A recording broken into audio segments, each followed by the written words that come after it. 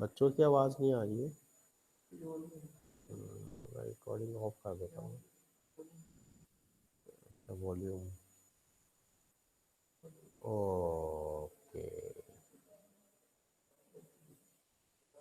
Okay okay okay okay okay, yes yes. Okay student, now you से something. Hello, Anushka, sir. Kataria, Good say morning, again sir. sir. Now I think Good morning, sir. now you say something. Now still voice is not coming. Good morning sir. का setting को change किया था। Wait, कौन सा था ये वाला? Bye, sir. Yes sir, yeah, now your voice is coming. Okay, good. So now we can start our class. Thank you sir. So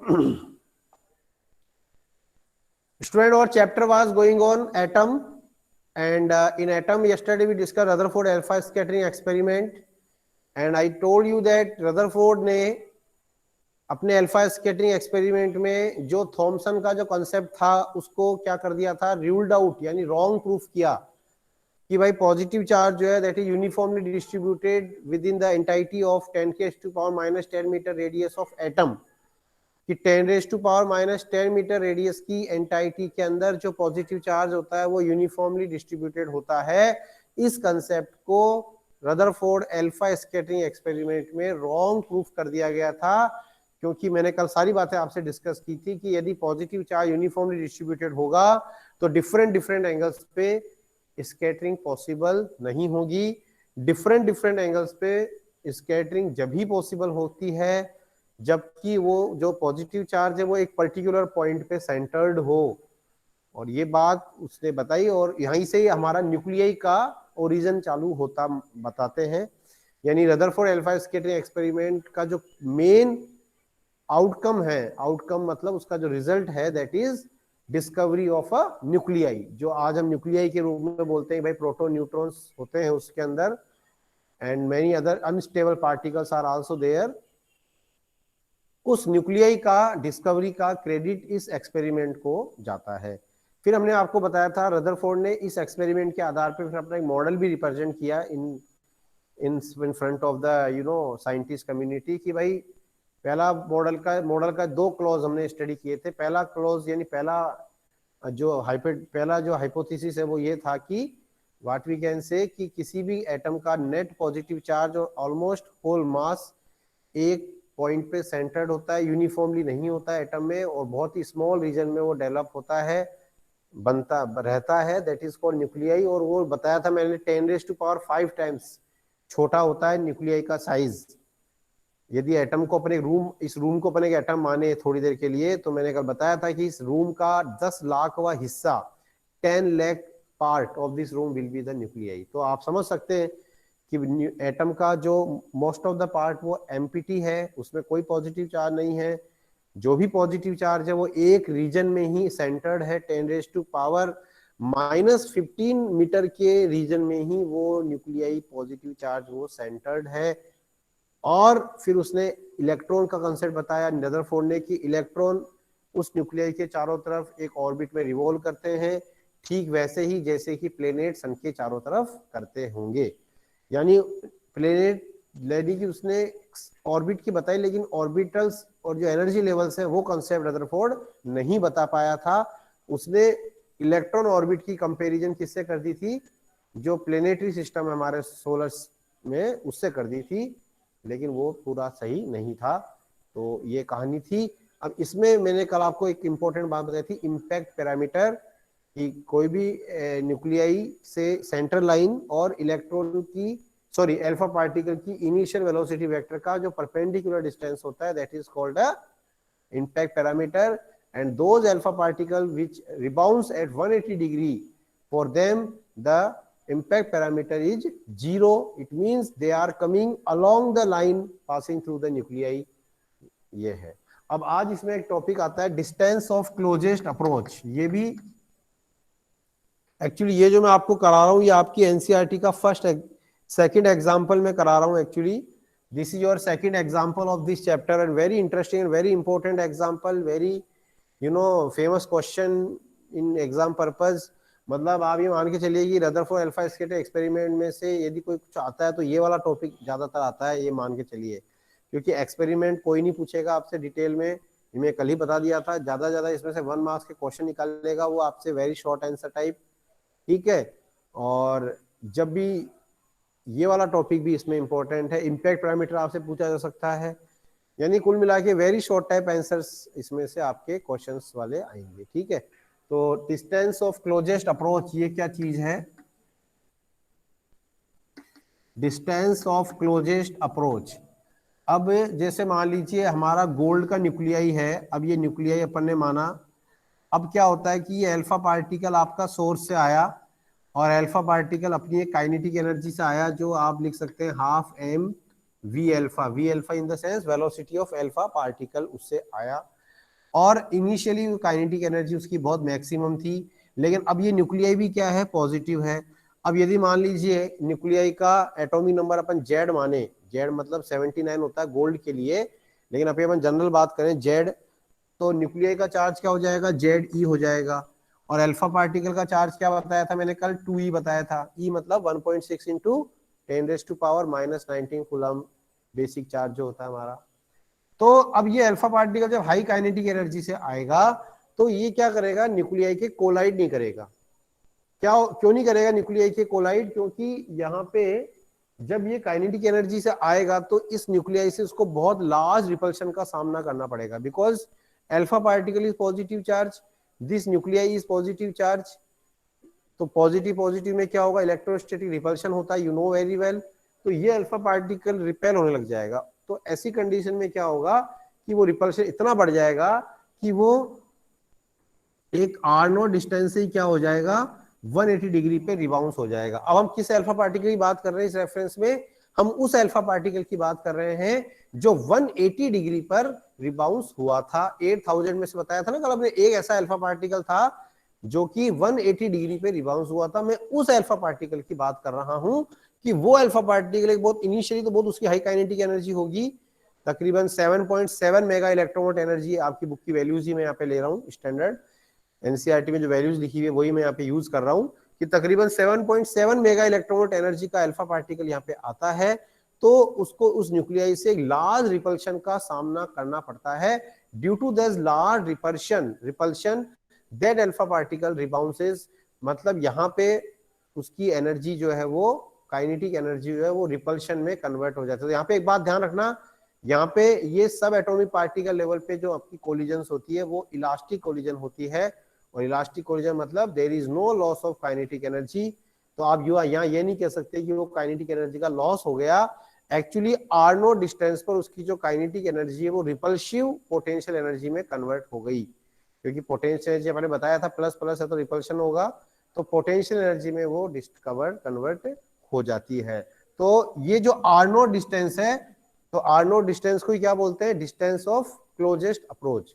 so distance of closest approach समझ में आया, at the certain distance from the nuclei the alpha particle coming from high kinetic energy rebounces because due to high repulsion offered by the nuclei, its kinetic energy converts into the repulsion potential energy। Repulsion potential energy में उसकी kinetic energy convert हो जाती है, और यहां पे वो वापस रिबाउंस हो जाता है बेसिकली आर नोट डिस्टेंस से। तो this r not is called as the distance of closest approach. तो ये आपको ध्यान रखने वाली बात है। तो डिस्टेंस ऑफ क्लोजेस्ट अप्रोच पे क्या ध्यान रखना है, at we can write also, we can at the distance of closest approach, distance of distance of closest approach we can write kinetic energy gets converts into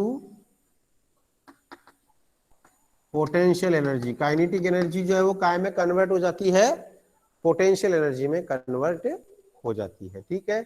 और वे potential energy कौन सी होती है, मैंने बताया रिपल्शन की पोटेंशियल एनर्जी होती है। तो at r not distance potential energy क्या हो जाएगी, अच्छा आपने इलेक्ट्रोस्टैटिक पढ़ा था, टू चार्जेस सिस्टम की potential energy K Q1 Q2 by R, I know I think this formula is familiar to all of you. ये फॉर्मूला सब बच्चों को पता होना चाहिए होगा कि आर नोट डिस्टेंस पे जो पोटेंशियल एनर्जी में कन्वर्ट हुआ उस पोटेंशियल एनर्जी का फॉर्मूला क्या होता है, सभी बच्चे ने इलेक्ट्रोस्टैटिक में पढ़ा होना चाहिए। हम यहाँ पर इस पोटेंशियल एनर्जी का यूज कर रहे हैं। तो देखो Q1 मतलब अल्फा पार्टिकल का चार्ज यानी 2e, Q2 मतलब गोल्ड न्यूक्लियाई का चार्ज जिसको अपन अभी जेड ले लेते हैं, लास्ट में जेड को बाद में, अभी हम जेड ले रहे हैं, फिर later on in calculation we can put the value 79. So all are saying yes here, so it means you are familiar. Okay, very good. So K is the electrostatic constant, 2e, Q1, then Jd, and then R naught. Then by energy conservation, हम यही तो बोल रहे हैं कि R naught distance पे क्या होगा, उसकी जो काइनेटिक एनर्जी है अल्फा पार्टिकल की वो पोटेंशियल एनर्जी में कन्वर्ट हो जाती है। That means we can say 2K Ze square upon R not equals to, sorry चलो वो काइनेटिक एनर्जी मैं यहाँ लिख देता हूँ, kinetic energy half m v alpha square equals to 2K Ze square upon R not, और R not we can write, I think थोड़ा सा नीचे चला गया ना, चलो मैं इसको ऊपर ले लेता हूँ।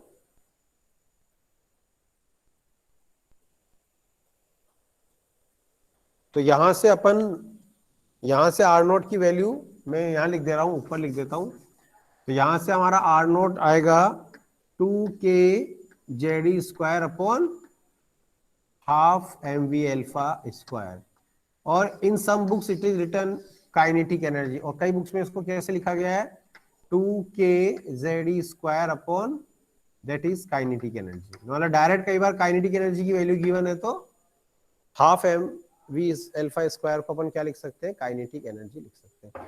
तो my dear students, this is the distance of closest approach. अब इससे उसने थोड़ा कैलकुलेशन करके प्रूफ किया कि जो अल्फा पार्टिकल होता है वो न्यूक्लियाई से कोलाइड कैसे नहीं करता है। एक्चुअली उसको कैसे किया वो भी मैं थोड़ा आपको एक्सप्लेन कर देता हूँ। ये आपके, इसको आप जरूर स्टडी करना। एग्जाम्पल नंबर 12.2 है, ये अभी 12 चैप्टर चल रहा है ना, तो सेकंड 12 चैप्टर का सेकंड एग्जाम्पल ये है। तो I think it is clear, आप राइट डाउन करें इनको सब कुछ चीजों को, ठीक है।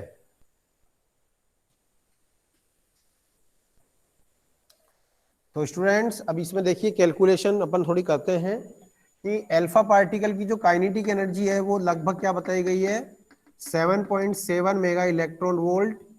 और हालांकि ये वैल्यूज आपको याद करने की जरूरत नहीं है, एग्जाम में ये वैल्यूज आपको यदि कैलकुलेशन आएगी तो गिवन होगी, मैं फिर भी आपको बता देता हूँ। और जूल में दे होती है 1.2 इंटू 10 की पावर -12, इसको जब जूल में कन्वर्ट करेंगे तो 1.2 इंटू 10 की पावर -12 जूल। पता है ना सबको, आई थिंक ये सबको पता होना चाहिए। 1 इलेक्ट्रॉन वोल्ट इक्वल्स टू होता है 1.7 इंटू 10 की पावर -19 जूल। ये रिलेशन सबको पता होना चाहिए 1 इलेक्ट्रॉन वोल्ट वाला। ओके, तो ये हो गया। और क्या क्या चाहिए, इलेक्ट्रोस्टैटिक कांस्टेंट होता है K 9 इंटू 10 की पावर 9, ये तो पता ही है सबको, फर्स्ट चैप्टर की कहानी है ये तो। और क्या चाहिए, जेड, गोल्ड के लिए जेड आपका होता है 79, क्योंकि हमारे इस एक्सपेरिमेंट में गोल्ड ही लिया गया है, और इलेक्ट्रॉन चार्ज तो फंडामेंटल है ही। तो ये सारी वैल्यू अपन यहाँ पे पुट करें तो हमारे पास आर नोट आता है तकरीबन 6 इंटू 10 टू पावर -15 मीटर। क्या आता है ये आपका डिस्टेंस, आपका क्या आता है 6 into 10 to power distance of closest approach, sorry ये मैंने गलत लिख दिया थोड़ा, ये आपका अप्रोक्सीमेटली आता है 3 into 10 to power 815 meter. 3 into 10 to power, एक बार मैं थोड़ा कंफर्म कर लूँ, रेडियस एंड यस, ये आपका आता है 3 इंटू 10 टू पावर तकरीबन 15 मीटर, ठीक है। तो ये है कहानी। तो अब क्या होता है कि जो गोल्ड की जो रेडियस होती है वो तकरीबन बताई गई है कि 6, ये थोड़ा मैं एक्सपेरिमेंटल डेटा बता रहा हूँ, एग्जाम में ये कैलकुलेशन जनरली नहीं आती, आपको फॉर्मूला याद रखना है बस हम ये बता रहे हैं कि अल्फा पार्टिकल जो है न्यूक्लियर को कोलाइड नहीं करके कुछ डिस्टेंस से कैसे चला जा रहा है, वही वाली बात है। और गोल्ड की जो रेडियस है वो तकरीबन बताई गई है 6 फर्मी। तो आप देख रहे हैं कि वो आर नोट जो है उससे कोलाइड नहीं करके वो आपका उसी आर नोट डिस्टेंस से क्या हो जाता है, रिबाउंस हो जाता है, ठीक है ना। ये बोल रहा है the actual radius of gold nuclei 6 fermi, 6 into 10⁻⁻15 meter. तो ये डेटाज थोड़े आपको ध्यान रख लेने हैं, वैसे समझने के लिए बताया मैंने। एग्जाम में फॉर्मूला आता है, यदि कैलकुलेशन करवाएगा तो आपको वैल्यू गिवन होगा। किस किस का वैल्यू गिवन होगा? काइनेटिक एनर्जी ऑफ गोल्ड और kinetic energy, not gold, sorry, kinetic energy of alpha particle. अच्छा, इस एक्सपेरिमेंट में एक बात और अब मानी गई है कि जो गोल्ड का जो न्यूक्लियाई है वो अनडिफ्लेक्टेड रहता है, उसमें कोई स्कैटरिंग नहीं होती है, क्योंकि गोल्ड का जो मास वो है 79 नंबर, एटॉमिक नंबर है, और उसका एटॉमिक नंबर क्या है? 4। तो आप देख सकते हैं कि ये तो वही बात हो गई जैसे कोई पार्टिकल अर्थ से टकराए जिसका मास बहुत कम है, तो अर्थ थोड़ी हिलेगी, वो पार्टिकल इधर उधर जाएगा, लाइक दैट। तो गोल्ड का mass is quite heavier, quite larger than the mass of alpha particle. So in this experiment gold can be remain at rest. Gold को क्या माना गया? गोल्ड का जो न्यूक्लियाई है it can be considered in A rest. तो ये कहानी है डिस्टेंस ऑफ क्लोजेस्ट अप्रोच की। इसका क्या सिग्निफिकेंस है? इससे हमको ये आइडिया हो जाता है कि जो आज हम बता रहे थे ना कि भाई ये जो पॉजिटिव चार्ज का रीजन न्यूक्लियर ये 10⁻⁻15 मीटर रेडियस का है, ये इससे आइडिया हो जाता है। ये ऑर्डर है, 10⁻⁻15 मीटर का ये ऑर्डर है, इतनी डिस्टेंस से ये आ जाता है। ठीक है, I think it is clear to everybody. ठीक है, तो ये this is called as the, तो इससे आपको न्यूक्लियाई की रेडियस का आइडिया मिल गया कि भाई वो न्यूक्लियाई जो है कितने रीजन में होना चाहिए, उसका आइडिया अपन को इस एक्सपेरिमेंट से मिल जाता है। ठीक है, तो दिस इज दैट। अब इसमें एक बात बताई गई है, short coming of Rutherford model. तो वो भी आप लोगों ने केमिस्ट्री में पढ़ा था कि रदरफोर्ड मॉडल की शॉर्ट कमिंग क्या क्या थी। What is the short coming of Rutherford model? Short coming in the sense कमियां, ड्रॉबैक्स यू कैन से। तो एक तो उसने क्या बोला कि क्लासिकल इलेक्ट्रोमैग्नेटिक वेव के अकॉर्डिंग ये जो आपका न्यूक्लियाई है इसके चारों तरफ ये जो इलेक्ट्रॉन है ये ठीक वैसे ही चक्कर लगा रहा है जैसे कि कोई प्लेनेट के चारों तरफ, प्लेनेट सन के चारों तरफ है। उस टाइम पे क्या थी? ये था कि कोई भी पार्टिकल जब रेडिएट करेगा तो अपनी एनर्जी क्या करेगा? इलेक्ट्रोमैग्नेटिक वेव के रूप में रेडिएट करेगा। तो electron is also a charge particle. तो साइंटिस्ट लोगों ने ये बोला कि भाई this electron will continuously revolving around this nuclei and it is emitting the electromagnetic wave radiations. तो ये इलेक्ट्रोमैग्नेटिक रेडिएशन एमिट कर रहा है, तो एक टाइम ऐसा आएगा कि इस इलेक्ट्रॉन की एनर्जी तो खत्म हो जाएगी, और खत्म हो जाएगी तो वो न्यूक्लियाई में गिर जाएगा। गिरेगा नहीं, ऐसा होता नहीं है, क्योंकि ऐसा होता तो एटम स्टेबल ही नहीं होता, और एटम नहीं होता तो यूनिवर्स नहीं होता, आज हम और आप भी नहीं होते, है ना।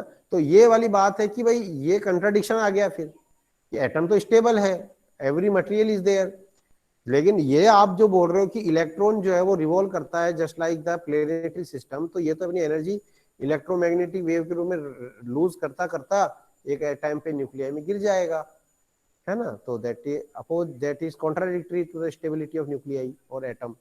एक तो ये कॉन्ट्राडिक्शन वो एक्सप्लेन नहीं कर पाया। दूसरा कि जब ये इलेक्ट्रॉन आपका कंटिन्यूअस एनर्जी रिलीज कर रहा है तो इसका जो स्पेक्ट्रम है ये भी क्या होना चाहिए? कंटिन्यूअस होना चाहिए। स्पेक्ट्रम समझते हो? स्पेक्ट्रम मतलब कि कोई भी पार्टिकल या इलेक्ट्रॉन या कोई भी पार्टिकल एटॉमिक लेवल पे जब रेडिएशन एमिट करता है तो उन रेडिएशंस का जो एनर्जी पैटर्न होता है उस एनर्जी पैटर्न को अपन क्या बोलते हैं? स्पेक्ट्रम बोलते हैं। तो भैया ये स्पेक्ट्रम भी क्या होना चाहिए? कंटिन्यूअस होना चाहिए, उसमें कोई गैप नहीं होना चाहिए। लेकिन जब हमारी पीरियोडिक टेबल का जो fundamental particle, basic particle hydrogen है सबसे हल्का, उस हाइड्रोजन के स्पेक्ट्रम को स्टडी किया गया तो उसकी स्पेक्ट्रल लाइंस यानी एनर्जी में कुछ डिस्क्रीटनेस यानी कुछ गैप पाया गया। समझ रहे मेरी बात? क्या समझा रहा हूं मैं कि हाइड्रोजन स्पेक्ट्रम को जब स्टडी किया गया, सबसे पहले स्पेक्ट्रम की शुरुआत हाइड्रोजन से की गई उस टाइम, कि हाइड्रोजन गैस, हाइड्रोजन को जब एक्साइट किया गया और फिर उसकी एनर्जी का स्टडी किया गया स्पेक्ट्रम का, तो ये देखा गया कि उसके एनर्जी लेवल में उसकी जो स्पेक्ट्रल लाइंस होती है उसमें कुछ गैप पाया गया, वो कंटिन्यूअस एनर्जी वहां पर रिलीज नहीं हो रही थी। जबकि इस कंसेप्ट के अकॉर्डिंग तो एनर्जी क्या होनी चाहिए? कंटिन्यूअस रिलीज होनी चाहिए, तो कोई गैप होना नहीं चाहिए। यानी कुल मिला के it could not explain the hydrogen atom. ये हाइड्रोजन एटम के स्पेक्ट्रम को एक्सप्लेन नहीं कर पाया रदरफोर्ड मॉडल, और इसीलिए फिर इसको सोल्व करने के लिए आया मिस्टर नील्स बोर।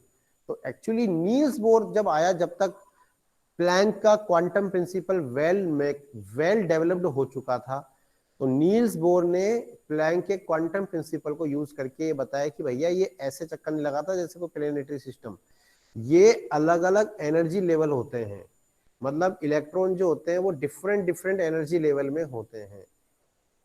जबकि एनर्जी लेवल के बारे में रदरफोर्ड के मॉडल में कोई इंफॉर्मेशन मिलती है। सपोज मान लो अपन कोई ऑक्सीजन की बात करते हैं, ऑक्सीजन में टोटल कितने इलेक्ट्रॉन्स है? 8 इलेक्ट्रॉन्स हैं, 8 नंबर पे इलेक्ट्रॉन आता है, 8 प्रोटॉन्स 8 इलेक्ट्रॉन्स है। अब 8 इलेक्ट्रॉन्स जो है रदरफोर्ड मॉडल के अकॉर्डिंग उनका बारे में कुछ नहीं बोला गया, that 8 electrons are continuously revolving in some orbit. लेकिन रदरफोर्ड मॉडल के कॉन्ट्रैक्ट नील्स बोर ये बोलता है कि these 8 electrons are arranged in the different energy levels, वो अलग अलग टाइप्स के एनर्जी लेवल्स में क्या अरेंज्ड हैं, वो एक ही जगह नहीं है सारे। और उन एनर्जी लेवल को उसने क्या बोला? शेल्स, जिनको आज हम KLMN के नाम से जानते हैं। केमिस्ट्री वाले सर आपको बताया होगा। तो वो एनर्जी लेवल यानी शेल में आपका वो इलेक्ट्रॉन जो होता है वो रिवॉल्व करता है। और रिवॉल्विंग इलेक्ट्रॉन कभी भी कोई एनर्जी रेडिएट नहीं करता है। सपोज मान लीजिए ये न्यूक्लियाई है, इसके चारों तरफ इलेक्ट्रॉन के क्या होते हैं? डिफरेंट डिफरेंट एनर्जी लेवल्स होते हैं, और इन एनर्जी लेवल में इलेक्ट्रॉन एक पर्टिकुलर वे में अरेंज्ड होता है, एक पर्टिकुलर तरीके से अरेंज होता है। तो सपोज मान लो K में 2 इलेक्ट्रॉन होते हैं, यहाँ 8 इलेक्ट्रॉन्स होते हैं। सपोज ऑक्सीजन की बात करें तो यहाँ 6 ही रह जाएंगे। अपन इतनी केमिस्ट्री में नहीं जा रहा है, अपन तो बेसिक दूसरी बात कर रहे हैं। अब ये 2 इलेक्ट्रॉन सपोज इस के शेल में रिवॉल्व कर रहे हैं, तो ये रिवॉल्व करते हुए इलेक्ट्रॉन कोई एनर्जी रिलीज नहीं करेंगे। Revolving electron never loses, never radiate any type of energy. तो बोले फिर स्पेक्ट्रम के वो ये बोल रहा है कि इस इलेक्ट्रॉन को बाहर से कोई एनर्जी देकर क्या किया जाता है? एक्साइट किया जाता है, ताकि वो अपने हायर एनर्जी लेवल, अब हायर एनर्जी लेवल कुछ भी हो सकता है, के ऊपर L M N, they can be higher energy level for the K electron. तो K में जैसे कोई इलेक्ट्रॉन है तो उसको एक्सटर्नली कोई एनर्जी देकर एक्साइट किया जाएगा, और एक्साइट करके वो हायर एनर्जी लेवल में चला जाएगा। हायर एनर्जी लेवल में उसमें अनस्टेबिलिटी आ जाएगी, यानी वो अनस्टेबल हो जाएगा, और केवल 10⁻⁻8 सेकेंड ही उसका लाइफ होगा। That is very negligible time, quick. यानी वो 10⁻⁸ मीटर के इंटरवल में वापस जब अपने एक्साइटेड लेवल से मेन ग्राउंड स्टेट में आएगा, तब वो फिर क्या करेगा? एनर्जी रिलीज करेगा। और ये एनर्जी जो होगी ये डिस्क्रीट एनर्जी पैकेट, यानी क्या? डिस्क्रीट एनर्जी पैकेट मतलब क्या? फोटोन्स, फोटोन के रूप में होगी। और फोटोन की एनर्जी क्या होती है? क्वांटाइज्ड होती है। फोटोन की एनर्जी कंटिन्यूअस नहीं होती है, तो इसीलिए जो एनर्जी स्पेक्ट्रम मिलेगा वो भी क्या मिलेगा? हमें डिस्क्रीट मिलेगा। और ये चीज हाइड्रोजन का स्पेक्ट्रम ऑलरेडी एक्सपेरिमेंटल स्टडी किया गया था, तो उससे मैच कर रहा था। इसीलिए नील्स बोर का मॉडल जो है वो हाइड्रोजन स्पेक्ट्रम को एक्सप्लेन करने के लिए फेमस है। और इसी हाइड्रोजन स्पेक्ट्रम को एक्सप्लेन करने के लिए नील्स बोर के मॉडल को क्या मिला था? नोबेल प्राइज मिला था। बाकी आप लोग सर्च कर सकते हैं नेट पे, कब मिला था, कैसे मिला था, उसकी स्टोरी वगैरह खूब दे रखी है। तो ये बातें थोड़ा सा आपको इसमें मुझे लगता है समझ में आनी चाहिए। तो समझ में आ गया रदरफोर्ड की शॉर्टकमिंग्स को नील्स बोर ने कैसे मॉडिफाई किया, कैसे सुधारा? I think it is clear. Any doubt you can ask me, क्योंकि already I already yesterday told that this is the revision of your what we can say, this is the revision of your 11th class atomic structure chapter. लेकिन हो सकता है कि उस time कोई बात आपके समझ में ना आई हो, तो आप मेरे से वो डिस्कस कर सकते हैं। I will answer, try to answer. Okay, actually हमारा तरीका फिजिक्स में कुछ हो सकता है आपका और हो, केमिस्ट्री वाले सर ने कुछ और तरह से पढ़ाया हो लास्ट ईयर। अभी हमारा तरीका हम उसको फिजिक्स अप्रोच से पढ़ाते हैं, वो अप्रोच केमिस्ट्री में कुछ हो सकता है और हो, लेकिन बेसिक चीजें ले दे के वही है। तरीका हो सकता है केमिस्ट्री में कुछ अलग रहा हो, अभी हम कुछ अलग तरीके से पढ़ा रहे हैं उस चीज को, लेकिन हमारा जो बेसिक चीजें हैं, स्कैटरिंग एक्सपेरिमेंट, रदरफोर्ड, वो तो वही रहेगा जो वहां पे था, उसमें कोई कॉन्ट्राडिक्शन नहीं होगा।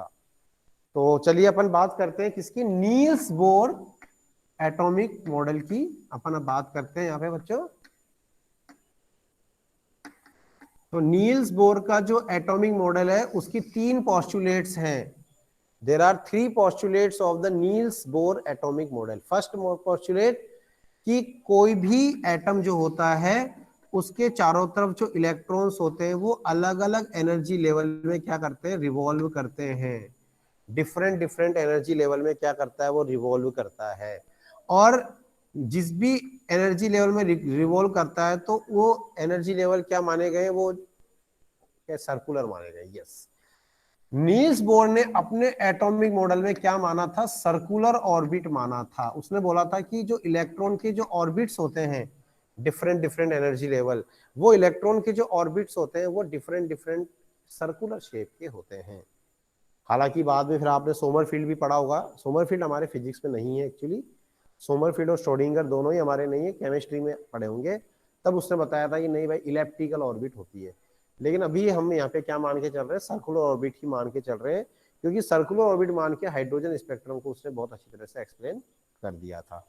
तो यहाँ पे उसने क्या बोला था कि इलेक्ट्रॉन जब न्यूक्लियाई के चारों तरफ रिवॉल्व करता है तो उसके जो ऑर्बिट का शेप होता है वो सर्कुलर शेप होता है, और इस सर्कुलर ऑर्बिट में इलेक्ट्रॉन और न्यूक्लियाई के बीच में लगने वाला जो इलेक्ट्रोस्टैटिक अट्रैक्शन फोर्स है, that electrostatic attraction force provide the centripetal force to the electron for a circular motion। क्या बोल गया मैं, in circular orbit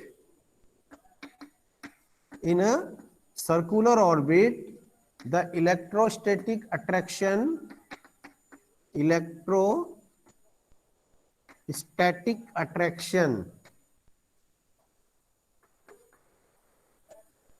between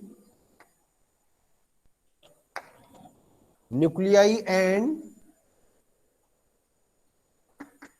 electron provide it का मतलब इलेक्ट्रॉन, ठीक है, necessary centripetal force.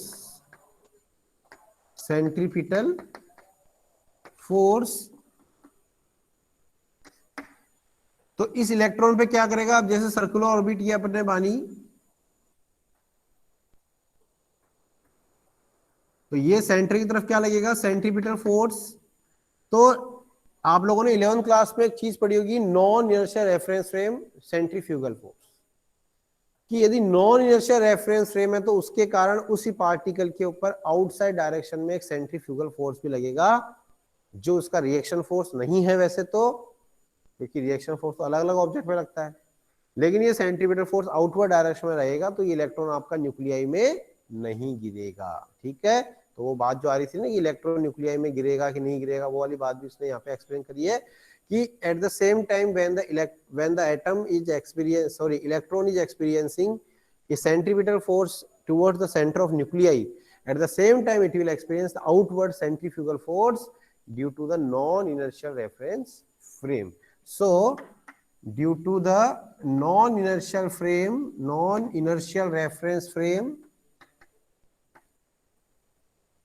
electron will experience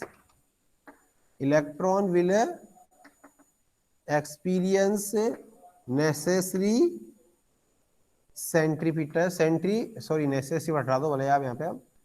experience centrifugal force. Electron क्या करेगा, एक सेंट्रीफ्यूगल फोर्स एक्सपीरियंस करेगा इन आउटवर्ड डायरेक्शन, बाहर की तरफ। आउटवर्ड डायरेक्शन में इलेक्ट्रॉन क्या करेगा, एक सेंट्रीफ्यूगल फोर्स एक्सपीरियंस करेगा। I think it is clear. तो what we can say, centrifugal force का मैग्नीट्यूड mv² r होता है, और k q1 q2 by r square. तो देखो न्यूक्लियाई का एटॉमिक नंबर z, तो जेड उसका चार्ज हो गया, और इलेक्ट्रॉन का चार्ज e, तो Z into Z square upon r square. This is equation a and this is called as the first postulate. इसको क्या बोलते हैं अपन, बोर एटॉमिक मॉडल की फर्स्ट पोस्टुलेट बोलते हैं। This is k q1 q2 upon r square. Okay everybody, so this is, तो समझ में आ गया। In circular orbit electrostatic attraction between electron and nuclei provided necessary centripetal force due to the non inertial reference frame, electron will experience centrifugal force in outward direction. It is not the reaction force of centripetal, remember, keep it in your mind, because sometime I have heard from the student ki bole sir this is the reaction force of centripetal. No, it is not a reaction. Reaction force and action force always act on the different object. पर आप electron पे बोल रहे हो centre की तरफ centripetal force, और electron पे बोल रहे हो सेंटर से दूर की तरफ सेंट्रीफ्यूगल फोर्स, और फिर आप बोल रहे हो they are action reaction. Totally wrong concept. Action reaction pair नहीं है ये, एक्शन रिएक्शन पेयर अलग अलग ऑब्जेक्ट के माने जाते हैं, ठीक है। बस ये एक नॉन इनर्शियल रेफरेंस के कारण सूडो फोर्स होता है, ये नॉन इनर्शियल रेफरेंस के कारण क्या होता है, सूडो फोर्स होता है। बाकी आपको यदि जानना हो तो 11th क्लास की एससीबी में जो लॉज ऑफ मोशन वाला चैप्टर है, फोर्स वाला, उसमें आप देखना सूडो फोर्स का टॉपिक दे रखा है, वहां पे उन्होंने बहुत अच्छा समझा रखा है कि ये क्या कैसे जनरेट होता है pseudo force, non inertial reference frame क्या होते हैं, ये सब उसमें बहुत अच्छा क्लियर आपको सीखने को मिलेगा वहां से, मतलब बिना किसी टीचर के हेल्प के आप वहां समझ सकते हैं। एससी वर्मा में 11th क्लास की जो नीली बुक है ब्लू कलर की, उसमें आप देखना, चैप्टर नंबर तो मुझे याद नहीं है लेकिन लॉज ऑफ मोशन वाला चैप्टर है, फोर्स वाला, उसमें आपको ये देखने को मिलेगा सेंट्रीफ्यूगल फोर्स, सूडो फोर्स होता है, ये एक्शन रिएक्शन पेयर नहीं होते हैं, ठीक है। ये सारी बातें उसे बहुत अच्छी तरह से एक्सप्लेन कर रही है, you can read understand from there also, ठीक है। तो ये है कहानी। तो बाकी तो इसमें अब आता है सेकंड पोस्टुलेट। तो what is the second postulate, we can say conservation discreted quantization. Second postulate को बोलते हैं क्वांटाइजेशन ऑफ एंगुलर मोमेंटम, इसको बोलते हैं क्वांटाइजेशन ऑफ एंगुलर मोमेंटम। मतलब क्या हुआ इसका कि electron is revolving in the circular orbit, definitely, then it will have some angular momentum, definitely, then this angular momentum is quantized। मतलब इलेक्ट्रॉन उन्हीं सर्कुलर ऑर्बिट्स में रिवॉल्व करेगा जिसके लिए उसका एंगुलर मोमेंटम क्वांटाइज्ड हो। अब क्वांटाइज का मतलब कि उसका एंगुलर मोमेंटम की कुछ फिक्स वैल्यूज ही पॉसिबल हो रही है। Skin is not blur from me side, from my side. If any student is feeling some blurriness, then you can also say, other students can also say blur screen is there, then we can see the problem, but still only one student have problem, other not. Now all are clear है sir। sometime you can refresh, you can disconnect and connect, it is all network issues, ठीक है। बाकी इसमें बाकी हमारी तरफ से भी हो सकता है, ऐसी कोई बात नहीं है, लेकिन अभी हमारी तरफ से इशू होता तो सभी बच्चों का मैसेज आता ना, नो सर, तो ये इसीलिए मैं कह रहा हूँ, ठीक है। चलिए कोई बात नहीं। तो क्वांटाइजेशन ऑफ एंगुलर मोमेंटम का लॉजिक क्या हुआ बच्चों की, एंगुलर मोमेंटम उसका क्वांटाइज्ड है, मतलब इलेक्ट्रॉन की जो सर्कुलर ऑर्बिट्स है उस ऑर्बिट्स में उसका एंगुलर मोमेंटम की कुछ डिस्क्रीट वैल्यूज ही हो सकती है, उस एंगुलर मोमेंटम की कंटिन्यूअस वैल्यूज नहीं हो सकती। तो फिर बोले बताओ कौन सी वैल्यू हो सकती है, तो उसने फिर एक फैक्टर निकाला h/2π। क्या निकाला, एक फैक्टर h/2π कि अब कई बच्चे सोच रहे हैं कि h/2π कहां से आया, तो वो आप फिर आगे जाके जब क्वांटम फिजिक्स पढ़ते हैं, क्वांटम फिजिक्स उसको पढ़ने का मौका मिलेगा जो इंटीग्रेटेड एमएससी करते हैं, उनको मौका मिलता है, तब क्वांटम मैकेनिक्स में, क्वांटम फिजिक्स में h/2π के बारे में पूरा डिटेल से बताया गया है। अभी 12th लेवल पे क्वांटम फिजिक्स तो इतनी डिफिकल्ट होती है कि वो आपको नहीं बताई जाती है, उसका बहुत ज़्यादा मतलब कॉम्प्लिकेशंस हैं, उसमें बहुत ज़्यादा मैथमेटिक्स होती है। तो अभी आप ये मान के चलिए कि क्वांटाइजेशन वर्ड का मतलब आपको मैंने बता दिया कि discreteness in the values of some critical quantity like angular momentum here in this law. तो इलेक्ट्रॉन का जो ऑर्बिट में, सर्कुलर ऑर्बिट में एंगुलर मोमेंटम एमवीआर कहां से आया, वो linear momentum into perpendicular distance. तो जैसे ये सर्कुलर ऑर्बिट है तो वेलोसिटी टेंजेंट होती है, पता ही है सर्कुलर ऑर्बिट में वेलोसिटी टेंजेंट होती है, तो उसका लीनियर मोमेंटम और परपेंडिकुलर डिस्टेंस, ये न्यूक्लियाई हो गया, तो परपेंडिकुलर डिस्टेंस आर हो गई न्यूक्लियाई से, तो फॉर्मूला होता है हमारा आरपी साइन थीटा, तो ये हो जाएगा एमवीआर साइन थीटा, और थीटा कितना है 90 डिग्री, साइन 91, तो फॉर्मूला क्या रह गया एमवीआर। समझ में आ गया एंगुलर मोमेंटम एमवीआर कहां से आया, क्योंकि I equals to RP sine theta पढ़ा था ना अपन ने 11th क्लास के रोटेशन मोशन वाले चैप्टर में, वहां से आया ये, पी को एमवी लिख दिया, थीटा 90 कर दिया, तो ये फॉर्मूला बन गया एमवीआर। ओके, तो ये जो एंगुलर मोमेंटम है इलेक्ट्रॉन का, this angular momentum should be integral multiple of एक फैक्टर है h/2π, जो आपको अभी डायरेक्ट याद करना है, इसका एक्सप्लेनेशन हमारे लेवल पे नहीं बताया गया है, कि h/2 का इंटीग्रल मल्टीपल मतलब n की वैल्यू यहाँ पे फ्रैक्शन में नहीं हो सकती। n की वैल्यू ऑलवेज कैसी होगी, इंटीग्रल होगी। Values of n can not be fraction.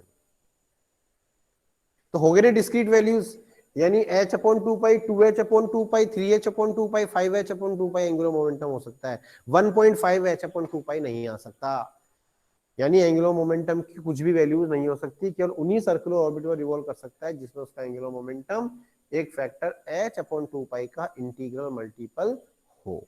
तो इस तरह से उसने ये angular quantization of angular momentum के बारे में बताया। क्वांटाइजेशन एंगुलर मोमेंटम के बारे में ज्यादा एक्सप्लेनेशन हमारे 12th लेवल पे अवेलेबल नहीं है, ये मैं भी मानता हूँ, लेकिन हम क्या कर सकते हैं, क्योंकि वो फिर उसका डिस्कशन क्या है कि इतना कॉम्प्लेक्स है कि वो आपको बताया भी जाएगा तो आपको समझ में नहीं आएगा। क्वांटाइजेशन एंगुलर मोमेंटम के बारे में इसलिए आपको बस ये बोला जाता है कि इसको याद कर लो, तो मैं भी यही कहूंगा, वो क्या कहे, ठीक है ना। इसका ज्यादा एक्सप्लेनेशन हमारे लेवल पे अवेलेबल नहीं है, ठीक है। हाँ, एक चीज आपको बताया गया था कि वो डी ब्रोगली हाइपोथेसिस से अपन इसको डिराइव कर सकते हैं। डी ब्रोगली हाइपोथेसिस से अपन इसको क्या कर सकते हैं, डिराइव कर सकते हैं। और थर्ड पोस्टुलेट है, यस, थर्ड पोस्टुलेट है एनर्जी क्वांटाइजेशन। थर्ड पोस्टुलेट क्या बोलते हैं इसकी, that is energy quantization. I think 38 students are on the board और 10:40 भी हो गया, तो I think it is the right time to take the snapshot for the attendance. I think very good, ठीक है बच्चे, 38 बच्चे हैं आज क्लास में, अच्छी बात है। सर इस चैप्टर के नोट्स, अरे हाँ सॉरी, आज पक्के दोनों चैप्टर के भेजने हैं ना, बिल्कुल। आज आपको शाम को 8 बजे तक आपके ग्रुप में रेडिएशन, डुअल नेचर और एटम दोनों चैप्टर के नोट्स पीडीएफ फॉर्मेट में आ जाएंगे, पक्का आएंगे।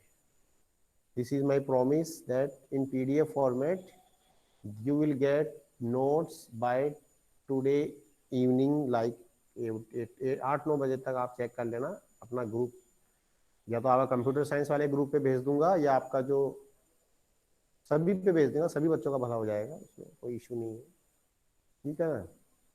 और एक प्रैक्टिकल भी मैं आज आपको भेजूंगा गूगल क्लासरूम पे, सभी बच्चों को, तीनों सेक्शंस के बच्चों को जाएगा। प्रैक्टिकल नंबर 4 होगा शायद ये अपना, है ना। इसको भी आपको लिखना है रिकॉर्ड में, वही बिना कैलकुलेशन रीडिंग्स के। ये कौन सा भेजूंगा मैं बता दूंगा। प्रैक्टिकल होने के चांसेस कब है? हाँ, प्रैक्टिकल होने के चांसेस कम है, ये तो देखो अभी मैं भी नहीं कह सकता, हो जाएंगे बस जब भी। Actually we are all dependent on the government guideline, जैसे जैसे गवर्नमेंट की गाइडलाइन आएगी वैसे वैसे काम होगा, अभी क्या कहें, ठीक है ना। तो डेफिनेटली, बट हमें हमारी प्रिपरेशन रेडी रखनी है, क्योंकि कई बार क्या होता है कि सडनली डेट्स आ जाती है, हमारी प्रिपरेशन नहीं होती है, तो हम फंस जाते हैं या हम परेशान हो जाते हैं। तो डेफिनेटली अभी देखो अनसर्टेनिटी का माहौल तो है, लेकिन आई थिंक न्यू ईयर में काफ़ी कुछ चीज़ें क्लियर हो जाएगी, जनवरी में काफ़ी कुछ क्लियर हो जाएगा, ठीक है ना। सर कॉन्फिडेंस कॉन्फिडेंस क्या होगा, when are confidence, you keep confidence in yourself, confidence हो जाएगा। You keep confidence in yourself, आप अपने अंदर कॉन्फिडेंस बनाए रखें, ठीक है। आपको कॉन्फिडेंस, अपने आप में कॉन्फिडेंस होगा तो definitely you will have more, you know, आप अच्छा परफॉर्म करेंगे एग्जाम में डेफिनेटली, ठीक है ना। आपको ड्यू कोर्स में बता दिया जाएगा जो भी शेड्यूल होगा, डोंट वेरी, ठीक है। तो मैं कह रहा था कि एनर्जी क्वांटाइजेशन, तो पहले बता दिया कि रिवॉल्विंग इलेक्ट्रॉन कभी भी एनर्जी गेन नहीं करता, रिलीज नहीं करता, वो सर्टेन ऑर्बिट्स में क्या करता है, बेसिकली रिवॉल्व करता है। तो सपोज उसको एनर्जी देकर अपन एक्साइटेड एनर्जी लेवल में भेजते हैं, तो सपोज मान लो ग्राउंड एनर्जी लेवल में, ग्राउंड एनर्जी लेवल में इलेक्ट्रॉन की एनर्जी कितनी मान ली अपन ने, E1, और एक्साइटेड एनर्जी लेवल में उसकी एनर्जी अपन ने मान ली सपोज E2। तो अब वो जब ग्राउंड लेवल से, सॉरी, एक्साइटेड एनर्जी लेवल से ग्राउंड एनर्जी लेवल में आएगा, तो वो जो एनर्जी रिलीज करेगा वो E2 माइनस E1 होगा, and that is equals to in the form of photon, वो फोटोन की एनर्जी के रूप में रिलीज करेगा h, ठीक है स्टूडेंट्स। तो this is called third postulate of bore atomic model, जिसको एनर्जी क्वांटाइजेशन के नाम से जाना गया है, ठीक है। तो ये 3 पोस्टुलेट्स आपको लर्न करनी है, ठीक है। थर्ड पोस्टुलेट को मैंने आपको स्टार्टिंग में एक्सप्लेन कर दिया था कि रिवॉल्विंग इलेक्ट्रॉन कोई एनर्जी रिलीज नहीं करता, उसको पहले हमें बाहर से कुछ एनर्जी देके एक्साइट करना पड़ता है, फिर उसका इलेक्ट्रॉन अपने ग्राउंड एनर्जी लेवल से एक्साइटेड एनर्जी लेवल में चला जाता है, और in excited energy level it's life is very very short at the order of 10 raised to power minus 8 second. So when it again transit from excited energy level to ground energy level, then it radiates, it emits the radiation in the form of in the form of photons, discrete energy levels. ठीक है students, so this is the Bohr atomic model we can study at this level. Okay, इसमें अब जो है mainly, अब इसमें क्या है बेसिकली आपको एनर्जी की कैलकुलेशन, अपन बोर रेडियस की कैलकुलेशन यहाँ पे कर सकते हैं। वैसे इसमें अब बोर रेडियस और बोर इलेक्ट्रॉन वेलोसिटी आपके कोर्स में नहीं है, फिर भी लेकिन वो रेडियस मैं आपको बता देता हूँ, क्योंकि एनर्जी ऑफ इलेक्ट्रॉन हम कैलकुलेट करेंगे इन बोर एटॉमिक मॉडल, तो वहां पे वो काम आएगी। यानी ऑर्बिट की रेडियस का एक फॉर्मूला मैं आपको बता रहा हूँ। ऑर्बिट की रेडियस यानी जो इलेक्ट्रॉन की ऑर्बिट होती है उसकी रेडियस, या आपने केमिस्ट्री में भी किया होगा। फर्स्ट पोस्टुलेट कहता है mv square upon r equals to kZe square upon r, और we can say like this, r square का r करके एक r यहां से हटा दूं, सही है ना एकदम। This is equation 1। और सेकंड पोस्टुलेट बोलता है mvr equals to nh upon 2 pi. यहां से v का वैल्यू क्या हो जाएगा, nh अपॉन 2 पाई mr। तो ये v का वैल्यू उठा के यहां डाल दो इक्वेशन 1 में, ये v का वैल्यू उठा के इक्वेशन नंबर 1 में डाल दोगे तो आपको मिलेगा k Z square upon R M, और v का वैल्यू आपका है nh upon 2 pi M R का होल स्क्वायर।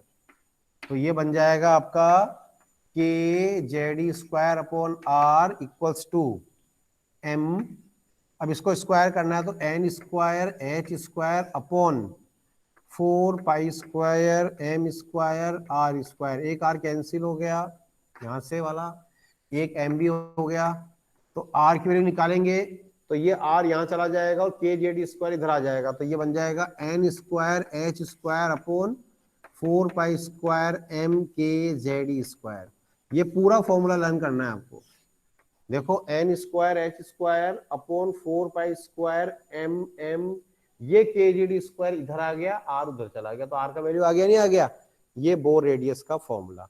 इसमें अब हमारा क्या हो सकता है, जेड अलग अलग हो सकता है, जेड अलग अलग एटम का अलग अलग हो सकता है, एन अलग अलग हो सकता है, क्योंकि उससे 4 ऑर्बिट बताई थी ना KLMN, तो एन की वैल्यू 1 2 3 4 कुछ भी हो सकती है। तो बाकी वैल्यू यहाँ पे क्या है, कांस्टेंट है, तो हम लिख सकते हैं nth शेल की radius h square upon 4 pi square m k e square, ये सारी कांस्टेंट है, into n square by z।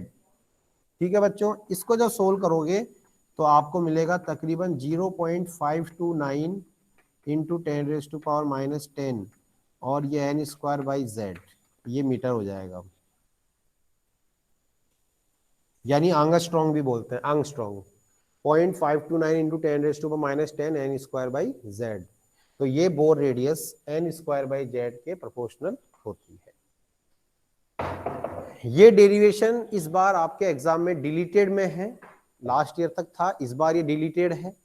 लेकिन हम अब अगला टॉपिक करेंगे energy calculation of electron in Bohr orbit, उसमें ये r का वैल्यू हमें काम आएगा, इसीलिए मैंने ये डेरिवेशन आपको कराया है।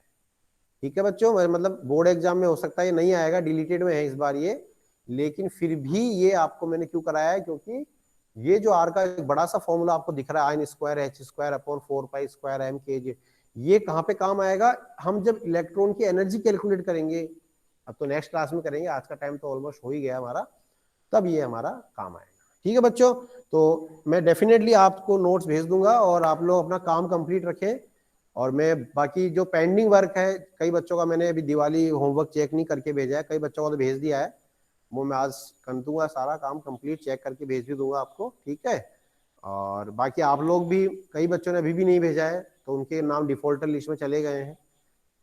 ठीक है, तो आप भेजिए काम, और प्रैक्टिकल वर्क भी आप करिए, जो भी इन्फॉर्मेशन होगी आपको अपडेट करते रहेंगे। हम भी सब चाहते हैं कि जल्दी जल्दी सिचुएशन नॉर्मल हो, जब भी होगी देखा जाएगा, जब तक ऑनलाइन स्टडी जिंदाबाद उसका ही सहारा है, तो चलते रहिए, पढ़ाई करते रहिए। आप निराश इस भाई देखो, जो भी होगा पूरी इंडिया में एक साथ होगा ना, सब बच्चों के साथ, कोई आप अकेले तो हो नहीं, लाखों लाखों बच्चे हैं जो ये सिचुएशन सबके साथ है, तो जो भी सब कुछ होगा वो सबके साथ होगा, जो भी डिसीजन होगा वो सबके लिए होगा, तो इसमें चिंता करने की बात ही नहीं है। मस्त रहो, अपने आराम से टेंशन फ्री रहो, खाओ पियो मस्त रहो, पढ़ाई करते रहो, बस जो भी आपको ऑनलाइन स्टडी है पढ़ाई करते रहो, एंजॉय करो, है ना, और अपनी स्टडी को बस कंटिन्यू करते रहो, कोई प्रेशर नहीं, जरूरत नहीं है, जो भी डिसीजन होगा सबके लिए होगा, ठीक है ना। All are facing the same problem, north east south west सब लोग की एक ही प्रॉब्लम है, एग्जाम कब होगा, क्लास कब लगेगी, तो इसलिए आपको अकेले को परेशान होने की जरूरत नहीं है। थैंक यू वेरी मच, ठीक है बच्चों। तो मैं पहले thank you sir. Ah, thank you sir. Thank you, sir. Thank you very much. अभी मेरे को रिकॉर्डिंग ऑफ करनी है जाने से पहले, record. Thank you, sir. Thank you very much.